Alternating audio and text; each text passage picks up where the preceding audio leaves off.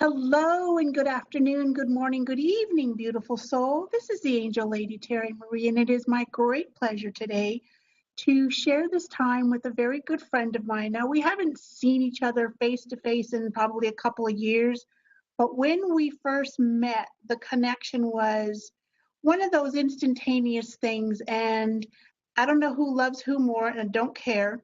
I know it was one of those very special. Her energy is just absolutely amazing. And in the last couple of years, I have been witness to a lot of the transformation that she's been sharing with all of us. So without further ado and me yak attacking, please allow me to introduce my beautiful friend and colleague, Umoh Luna. She is a highly regarded speaker, writer, and brand authority.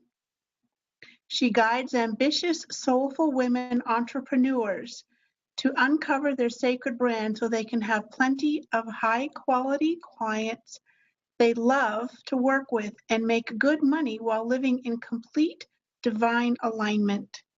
She is the founder of Sacred Branding. She has helped her clients to double and even at times triple their income while staying in integrity coming from love.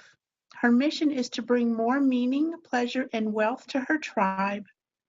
Her system is built around the divine wisdom and knowledge gained, failing, stumbling, and then finally succeeding on her entrepreneurial path and spiritual journey over the last 10 years. Her expertise is blending the sacred and the strategic. She teaches how to gather your premium tribe of totally quality clients with a brand built around your sacred contract and your soul path archetypes. I was going to say architects, but I guess that's almost kind of the same thing. Hello and welcome, beautiful. Thank you so much for taking time out of your very busy schedule to be here with us.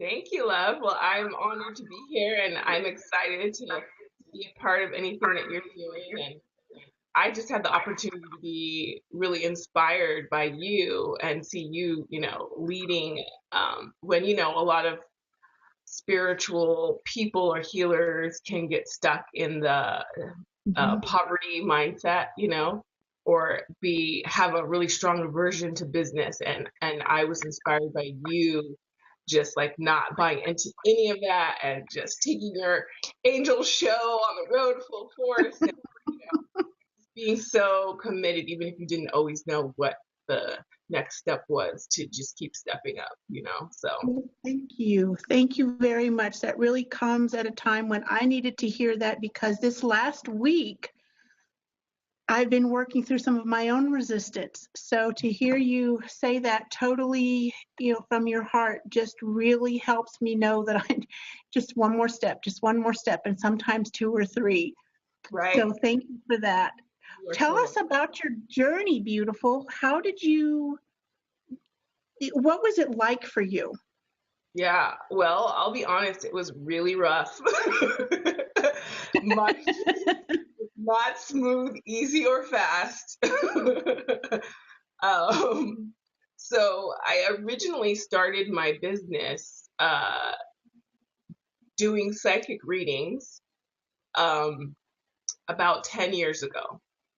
And so I noticed that I kept getting people that wanted to get clarity on their purpose and what they were supposed to do in their life and how to tie that into actually making money in their work and getting a job, And that I realized that was the part of the reading that I was most passionate about, I mean, I didn't mind helping people with love, and I didn't like talking about health issues because I don't like telling people like, oh, well, there's a potential you might get cancer if you don't handle X, Y, and Z. I didn't like having those conversations.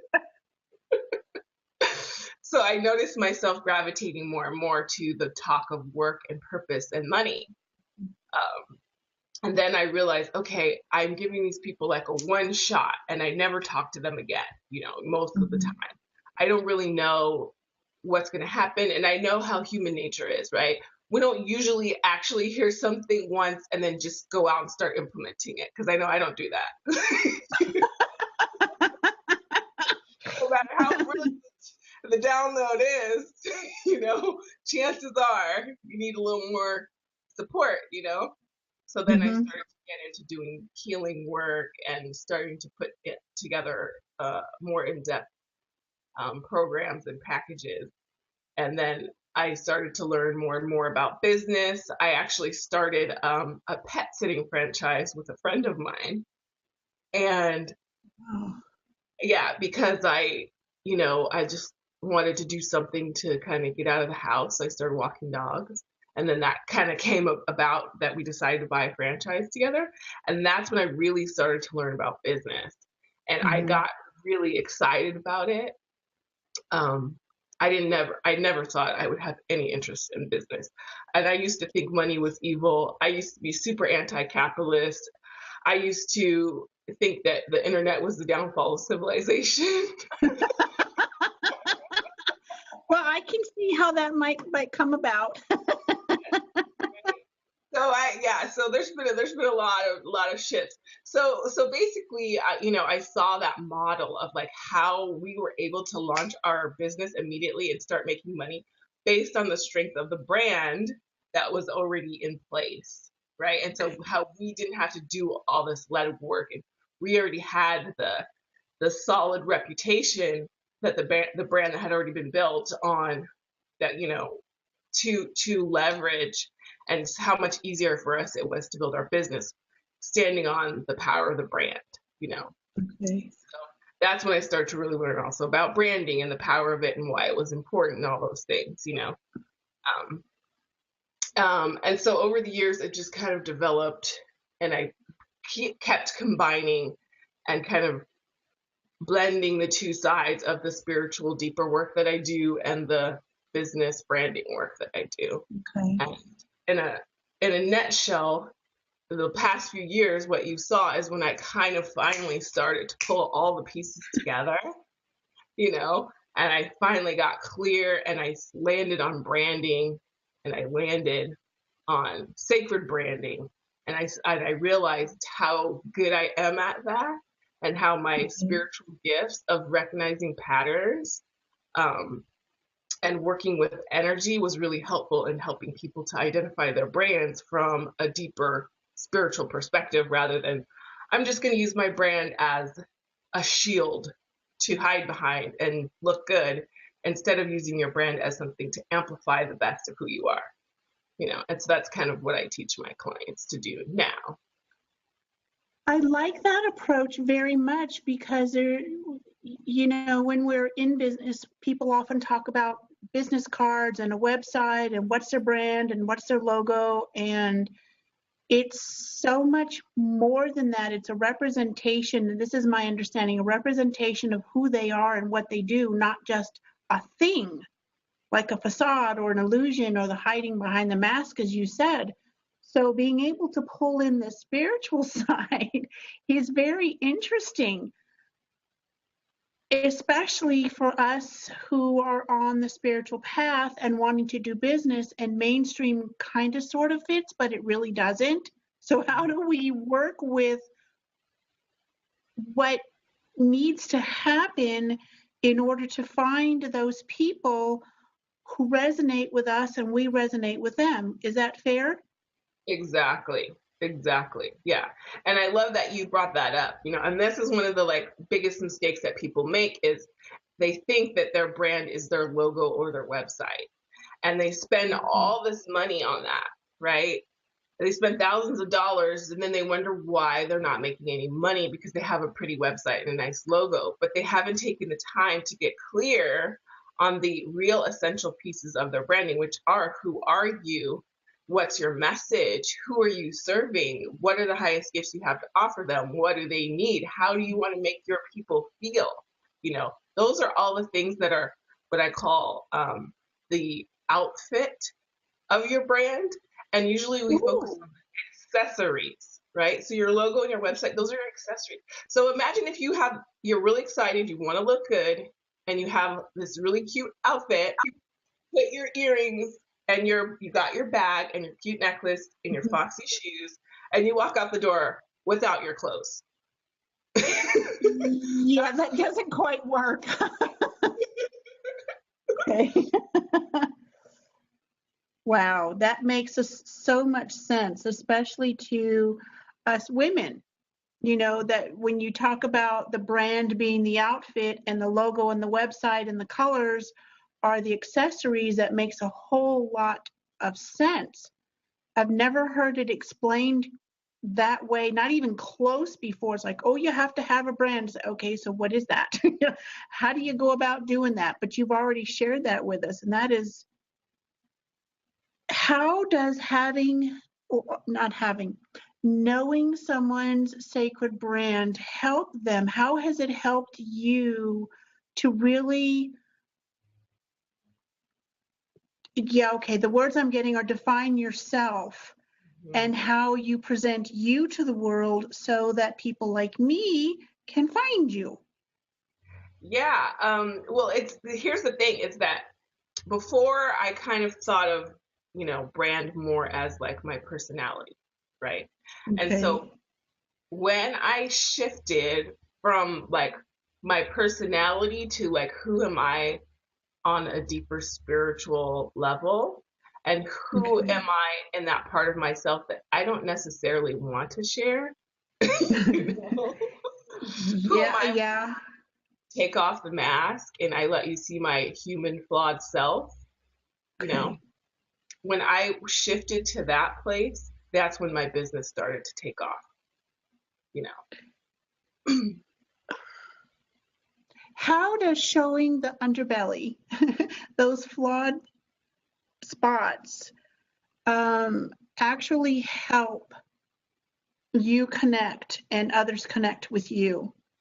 Yeah, no, this is an excellent question. So we think that what people want from us is for us to be perfect, but that's Okay. not true. People don't want us to be perfect and they don't need that from us. So when you come off as like super perfect and you have it all together and you've got all the answers and you don't struggle and you're at the top of the hill and you always stay there, then it gives people the sense that they can't relate to you or they can never Okay. reach the place that you're at.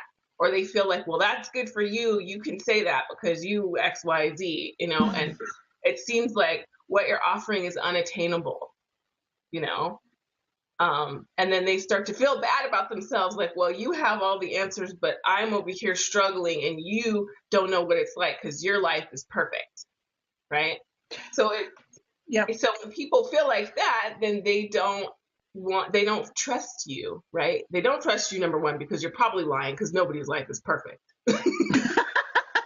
Unless, of course, they're on a mountaintop under a Bodhi tree, right? Right. Yeah. And dealing with any of real life challenges, it's like, I Right. don't know the exact saying, but something about like how, if you really want to see how spiritual you are, spend a week with your family. It's Yeah. like, it's easy to be spiritual when you're on the mountaintop and there's no one around, you're surrounded by natural beauty. But when you have to deal with the world, how enlightened you really are, you know? Yes. Yes. So the other side of that is that when you share your real journey and you share your vulnerability and you let down your walls, that takes courage, right? And when you Mhm. show your true hand, that's something people can really admire and be inspired by. And then on top of that, it's like, okay, they can see, oh, you struggle too. You know my pain. Mhm. You've been there. You can lead me out of it. Very true. Very true. And it's still one of those things that I am working on, showing more of the flaws. I'm not talking about, hanging out all the laundry, because nobody wants to see all the laundry with the holes and the patches and all of that. Right. And there's a fine line for that. How did you learn, or maybe you're still learning, but how are you dealing with being real and still maintaining your privacy? Hmm. Does that Excellent. make sense? Yes, totally. Naturally, I'm a very private person. I don't want, I'm like, you don't need to know. That's none of you. you know? So here's a little trick of one thing that I do. So I'll be very vulnerable about how I'm feeling and what's going on with me Okay. internally, and maybe the childhood source of some of what's going on with me, but I will leave out all the exact details of what's happening in my present life. So I'm getting Okay. super vulnerable, and you know exactly what's going on with me on my internal emotional terrain, but you don't necessarily know what's happening in my life in real time, you know. That's Okay. one thing that I do to kind of protect my privacy. Um, and everybody has that line of like where it's TMI, you know, it's going to be Right. different for everybody. And it's more about you deciding that than letting other people decide for you, you know. Um, True. it's more about where So you're comfortable. it's about being, I used to talk about or teach, it's about being comfortable being uncomfortable. Yes. Because when you're on our side, I call it on our side of the table, there's a perception of a higher standard. Hmm. And what I feel that most people really don't get, even though we try to say it and tell it, is that we hold ourselves to even 2 and 3 levels above what others think about us. And it's not so much, um, yeah, that's not the right word, guys. It's not so much uh, pandering or playing to what other people think. It's just that if people hold teachers and mentors and coaches to a different standard, which I feel is right, because here we are showing Hmm. others what can be done, not necessarily what they need to do, but it's kind of, here's what it is. This is my experience. I've been there and done that. Stumbled along the way quite a few times. So how about we skip all of that for you and get right down to what we need to get to for you? Does that make sense? Yeah. Yeah. Okay. So how are you able to do that? Mm, yeah, I'm sorry. I'm getting a download from, and the question, it has not quite yet translated. So That's okay. how has sacred branding helped you step into who you are, Umoh, more passionately and more authentically? Yeah. So before I used to spend a lot of time trying to look good and trying to look professional because I thought that who I was as I am was not good enough. I thought that what Okay. I had to bring to the table wasn't enough.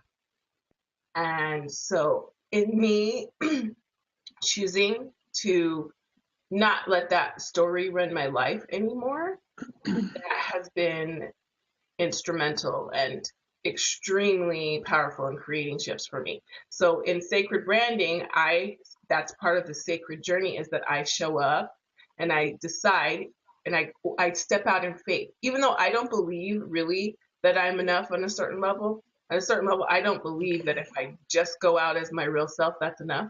But I step out in faith anyways.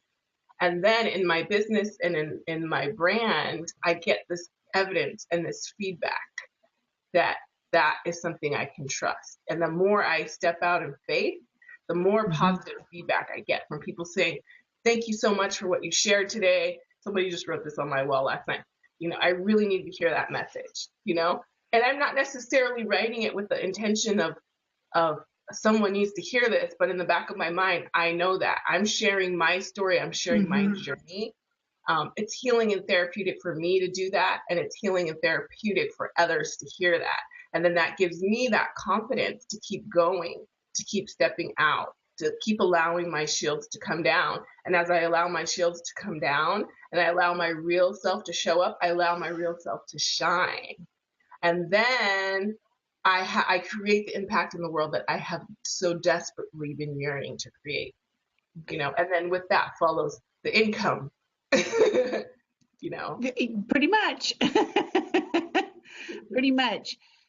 So how did you work with, and this is speaking to the spiritual side of most people, most women and most men who are not men so much. They seem to have been able to bypass that piece.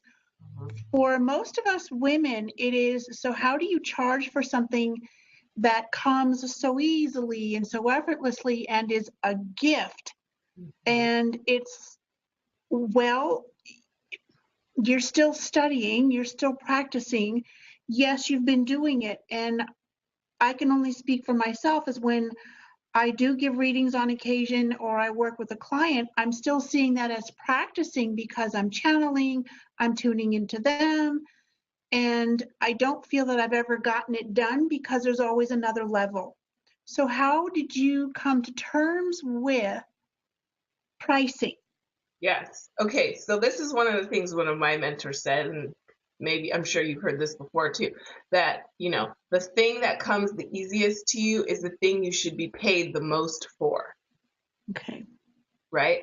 And I heard that it really like, broke up a lot of stuff for me and started to help me like shift, out of thinking. Uh-huh. What we are kind of programmed to think is that the harder we work, the more money we'll make, which is not Mm-hmm. actually true. Some of the hardest working people on the planet make nothing, True. And my sister, who I'll just preface this by saying I have never spent a day in my life in corporate America, but my sister, who has worked her way up the ranks, says every job, the more money she makes, the less work she does. Okay. So I don't have a lot of experience with normal jobs. I'll just say that. Well, But I have heard that the thing that comes easiest to us is what we should charge the most for. But how did you actually translate that in your head through your spiritual knowing? Because we can hear it, we go, yeah, okay, I got it, and then there's a gap somewhere. How were you able to bridge that, beautiful? Well, it definitely was a process, and I'm gonna say it took some years.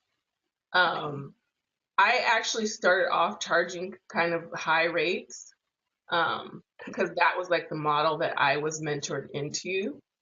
Now, I was charging high rates, people weren't necessarily paying them.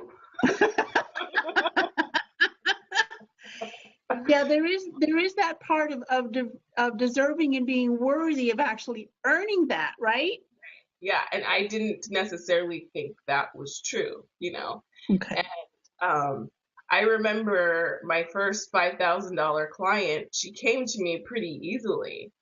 And I also remember at the end when, in my opinion, no results were created. And I was really upset. I was really upset. Okay. And I had the conversation with her. I had this thing happen where I got this thing from PayPal saying something that there was some complaint about me or something like that. Right. And I thought that it was her because I only had like a few clients of possibilities of who could be complaining about me. And so I had this conversation with her because I was worried that she had a bad experience or she felt like she didn't get what she wanted out of it. And I was really worried she was going to ask for her money back because that money was long gone and I did not have it to I get that. Yep. And so I had this conversation with her and she did not know what the hell I was talking about.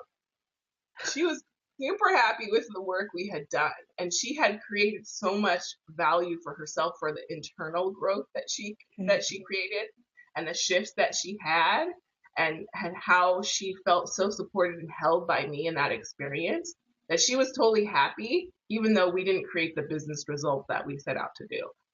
And that first experience for me got me to understand that like sometimes the value that I'm giving someone is priceless and it's not going to show up in the form that I decide is valuable or that society says is valuable. You know what I mean? I think that's very key, Umoh, that society says is valuable. Because without the inner work, you can't possibly create the outer, not and have it sustain or be sustained.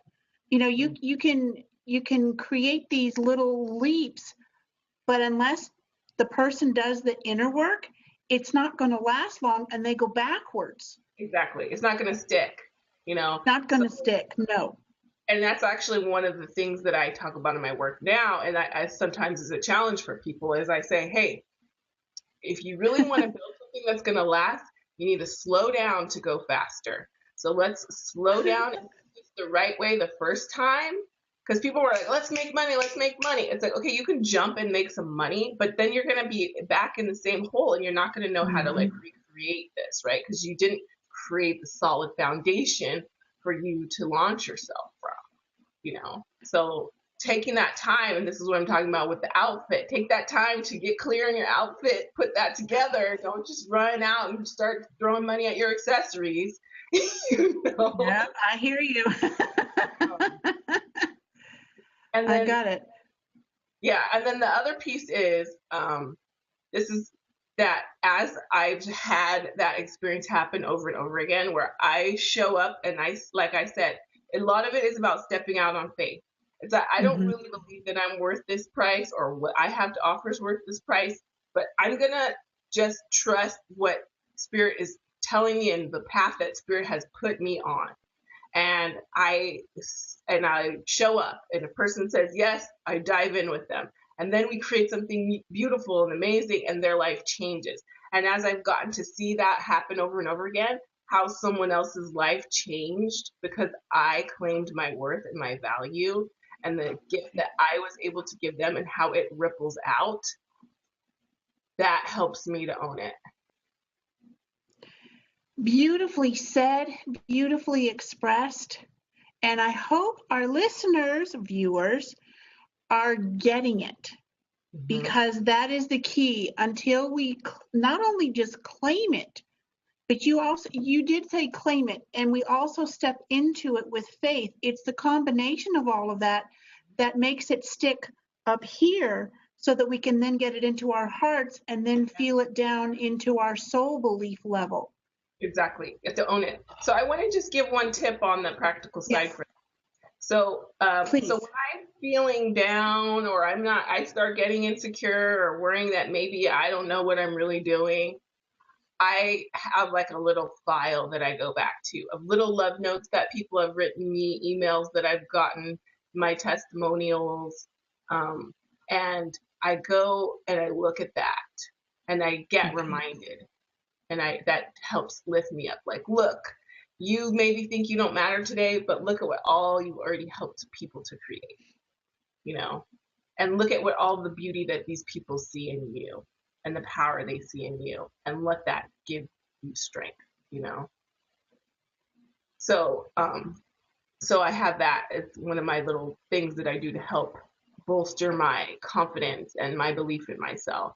And if you don't have testimonials, like you don't have a lot of testimonials, you can still create this kind of little love letter type of file for Hmm. yourself.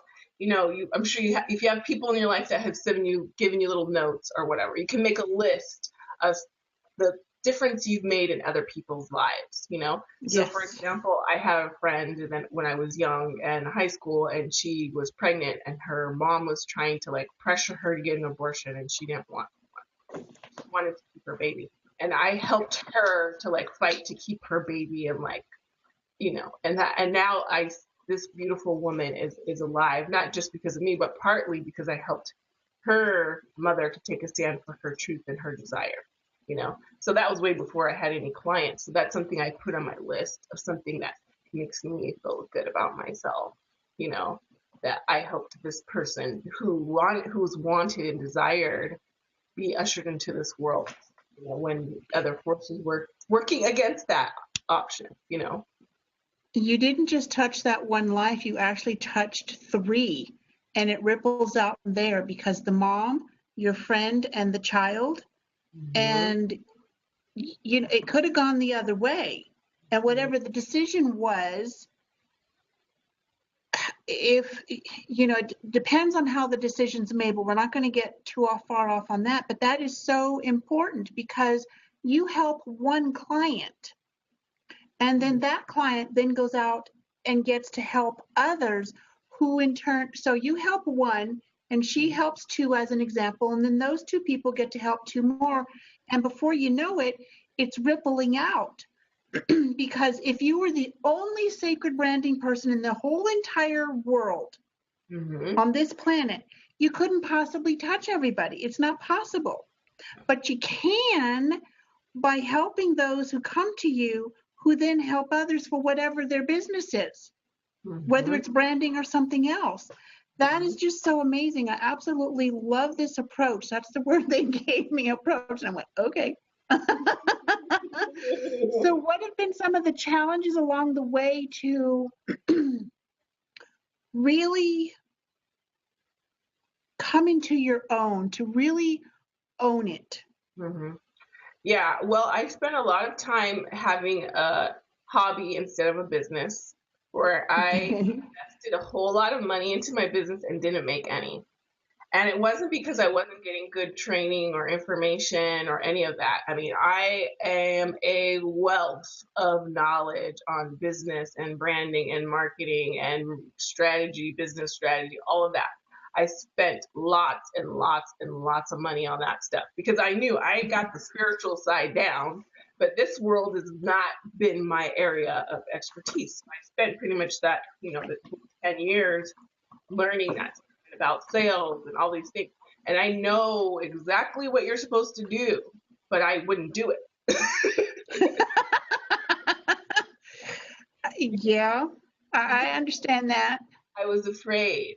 That's the reason. I was afraid. I was terrified to put myself out there. I was terrified to claim anything. I was terrified to pick something specific to focus on because somebody would say, but you don't know what you're doing. You're not qualified to do that. Like that's fear in my head. Um, Okay.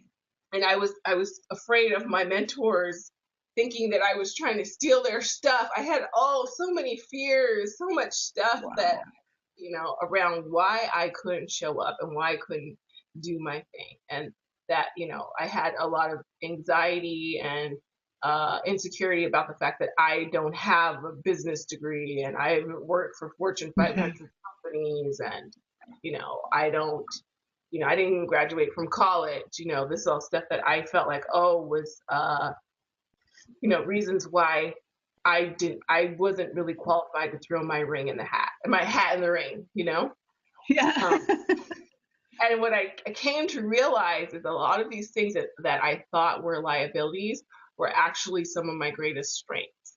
So the fact that Hmm. everything I learned on the ground in real life experience in the industry where I teach and coach people is 10 times more valuable than any amount of work with the Fortune 500 company because, and this is part of another mistake that people make in branding is that they try and brand like they're a Fortune 500 company. You don't have millions and billions of dollars at your disposal to build your brand. So why would you try and use the same strategy that someone like Nike or Apple or whatever uses to build their brand? So a lot of people come from that world to the entrepreneurial world and they try and put the corporate strategy on top of the entrepreneurial experience and it doesn't quite match up. And that's what happens where people are spending all this money on accessories because when you have a multi-million dollar or $1 billion budget, you can spend all of that money. But when you're a Right. solopreneur, you spend $5,000 on a website and you don't know what's going on with your brand really underneath, you can't afford to have those mistakes. Nike can afford to spend, all kinds of money on something, throw it out there and see if it works or not. Right. And it's like, okay, that doesn't work. Let's do another $10,000 website. But we don't have that wiggle room. Been there, done that. Yep. Oh, you need a website. Okay, hire this person. And the person did a good job. However, the results really weren't there because I had no idea who I was. Exactly. And even if I did, I was certainly hiding. I was certainly not willing to come out of the closet, not even a little bit. Yes. And that's such a good point that what you brought up. You didn't know who you were. So I didn't know who I was really. And I didn't value who I was. So that's why I Okay. had such a hard time. So these are when I started to making the shifts, right? So and this is part of the soul path archetype. So one of my soul path archetypes is the Hmm. magician, right? So of course, I thought the magician was a no-no because that was unprofessional. It was too woo-woo. and that nobody was going to pay me for that weird healer crazy stuff, and that I should be professional. Right. But when I was doing that, I'm basically hiding a part of myself, right? So I'm out of Right. alignment. So no matter what I'm saying, it's like my energy is off, and people can feel it. Even if they don't know what it is, they can feel something's off, and they're not attracted to you energetically. You know, Exactly. I was putting myself out there, quote unquote. I was doing the right things, but I wasn't making money because I wasn't being my real self, and I wasn't really valuing who I am and the real gifts that I have to bring to the table, you know? And so I had to fall way down, way down the rabbit hole. And things got super bad for me. I lost my house. I had to sell my car to pay my rent. Then I got evicted a few months later because I was a few days late. I was sleeping on people's couches. I was super depressed. The only thing that kept me going was I had one client, and she was just kicking butt and taking names. She was doing so well. And that was the only thing that got me out of bed in the morning, to know that at Okay. least I was helping this one person, you know.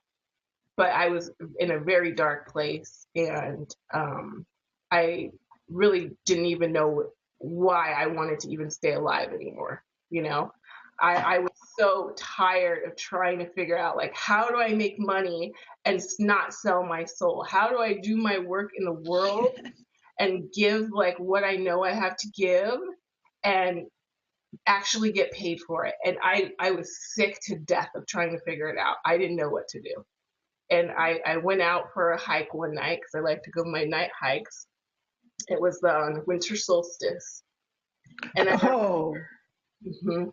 And I remember I was walking out to the hiking spot, and I heard a voice in my head say, "Don't go to the top of the mountain tonight." And I said, "Okay." I just heard it.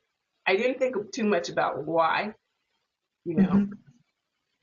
And I just started walking, and as soon as I, got into the, space where I was out of like the city and it was dark, and I started walking up this hill, I just started sobbing, and I just felt like this heavy weight, so like just around my neck, and I just was like, I can't live like this anymore. And I was thinking about, if I go to the top of this mountain, I will just jump off of it.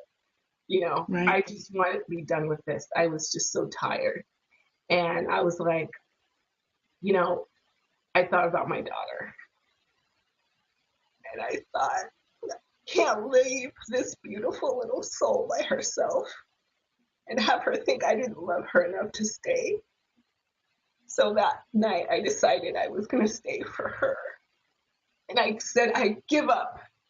God, I'm going to stop trying to do it my way. Tell me what the fuck to do, and I will do it. I will do it. I will stop trying to be perfect and look good and hide out. I'm just going to show up as me.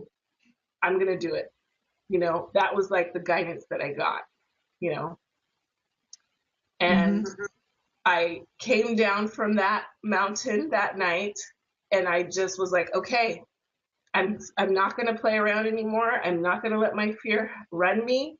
I'm not going to let that be the ruler of who I am. I'm just going to follow my guidance, and I'm going to follow spirit no matter how uncomfortable I feel, no matter how scared I am, no matter how stupid I feel or dumb I look. I'm just going to do it. I'm just going to do it. That was the shift. That was the shift for me. And then I wrote about this. If you wanted, you can go look at my Facebook. I have a post that I wrote about that night, you know, and that was the night when I went from being broke and desperate and stuck to on the Mhm. path. Not like my life changed overnight, because it didn't, but that's when I started to shift into that place. And it was all about surrender. It was all about surrender. And here I am a magician, right? I'm a magical being, and this is part of my gift, and I'm going to stop pretending like that's not true, right? So that's why I come back to the things that I thought were my greatest liabilities are my greatest Mhm. gifts. Those are the things that are my brand distinctions that make me special and unique, and the things that my tribe and my ideal clients love about me. You know? Well, it's one of the things I love about you, even before you went through some of those things when we met, what, 3 or 4 years ago. Mhm. And you are such an amazing, amazing light. And thank you, Spirit, for guiding Umoh to just go walking and not to the top of the mountain that day. You, you being so open to share that, I hope our viewers understand or even have an inkling of what it takes to be so open and allowing others to see that there is that pain, that yes, spiritual path, yes, spiritual business, yes, being an entrepreneur, yes. It is the hardest job you'll ever have to do, whether you have degrees or not. You're getting it, you may not have a fancy piece of paper, and this is not a dig for anyone who having one, so please Mhm. stay with us on this. What's important to understand, beautiful soul, is that when you come from that place and you totally give up the fear and give up that crap and you give in to surrender, it's not a sacrifice.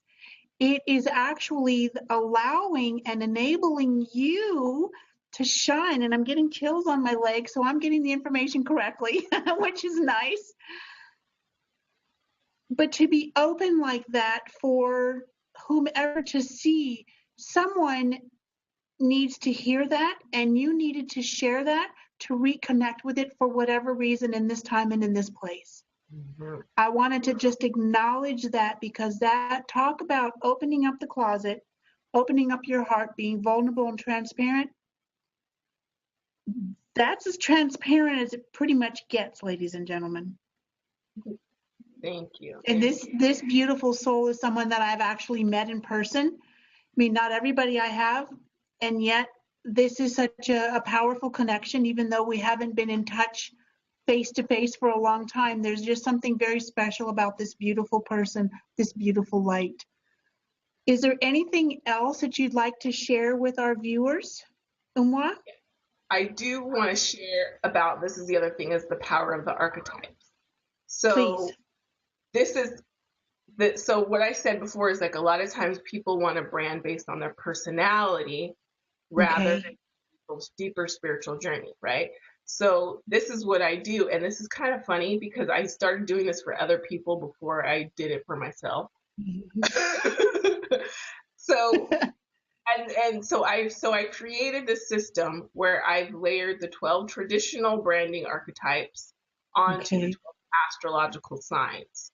And that's where I get my Ooh, soul path archetypes from. And nice. so it's not based on your sun sign, but I look at your birth chart, and we we don't pick your archetypes at random. We identify your archetypes based on what's your spiritual path and what's your spiritual purpose in this lifetime, right? And so this has been so instrumental for me. So my two archetypes are the magician and the lover. Those are my two primary archetypes, right? So like I said, my natural inclination is to be very private. It's to pretend like I have it all together and to lie my ass off if it makes me look good. But that's not the spiritual path that I'm on, right? So Okay. so that's why I have the archetype of the lover. The lover is all about being vulnerable. It's about intimacy. It's about a deeper connection. All those things that I was deathly afraid of, right? And you can't have those things if you're not being real and authentic. So that's why that's the heart of my brand, right? Because that keeps me on my spiritual path. So everything I do in my business and my brand is in complete and 110% divine alignment with the deeper spiritual mission that I came here to serve based on my birth chart, not my personality, you know? Um, and so that's why the doors start to unlock and they start to open, right? Because that's what I'm here to learn. So what I would naturally do my business would not move forward at the same power and same rate because of that power, right? So when we put the alignment, when we line up our spiritual path and our spiritual destiny with our business and our brand, then you supercharge everything, right? So when I go to that place of deep intimacy and vulnerability, that's where my greatest power and strength is, because that's my mission, to my lesson, my journey in this life, right? Same thing with the magician. Like, I didn't want to be the magician.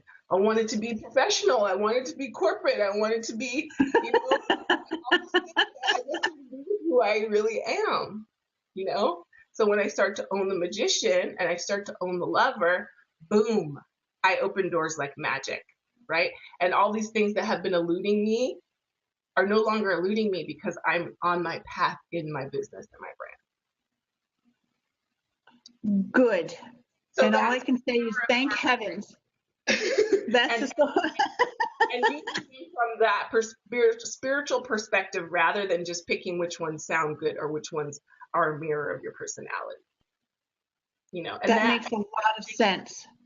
the other thing is that I can always come back to them as touchstones in my personal and my business life. What's going wrong? I go back to my soul path archetypes. Oh, I'm not living as the lover. Oh, I'm not letting the magician lead. That's what's wrong. How can I bring those more deeply into who I am and how I'm showing up?